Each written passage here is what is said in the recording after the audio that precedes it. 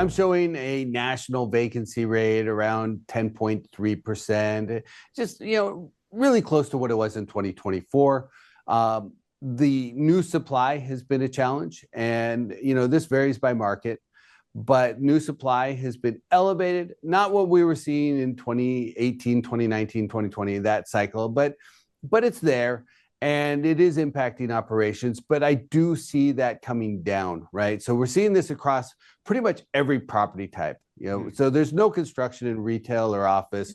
Apartments went through this cycle. Industrial went through the cycle where we had this huge surge of construction in 22, 23, 24, coming down in 2025 and going into 26, 27.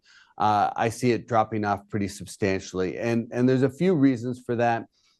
First of all, the higher cost of capital has restrained a lot of the development.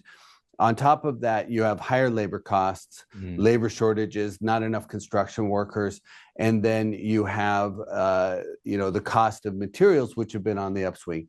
Now, as you look forward and you think about, okay, what's the cost of steel and aluminum?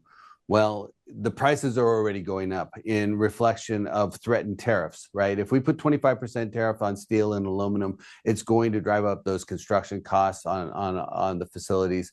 In addition, if you put tariffs on Canada at 25%, we're going to see a lot of the building materials coming out of Canada go up in price, and the same with Mexico. There's a lot of materials, concrete, for example, is coming out of both Canada and Mexico. So we'll see materials costs go up.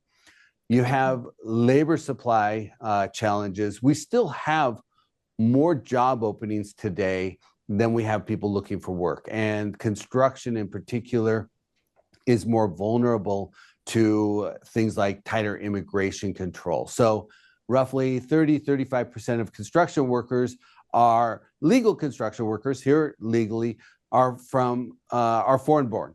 Right. So if we have tightened immigration rules, that labor supply that we're dependent on in the construction sector and agriculture and healthcare and a variety of others, that gets tighter, and that puts upward costs on the construction labor costs. So, it's going to be more and more difficult, more and more expensive to build new units. So we're seeing a downturn in pretty much every category of construction over the course of the next 3 years or so. That reduces our oversupply risk, right? So we have less new supply coming online. The demand drivers are positive. We see that household formations going up. We see the millennial generation using storage more and more. And so those demand drivers are positive, which means occupancy should go up, the vacancy rates come down, and we get a little bit more rent pressure out there that boost those returns.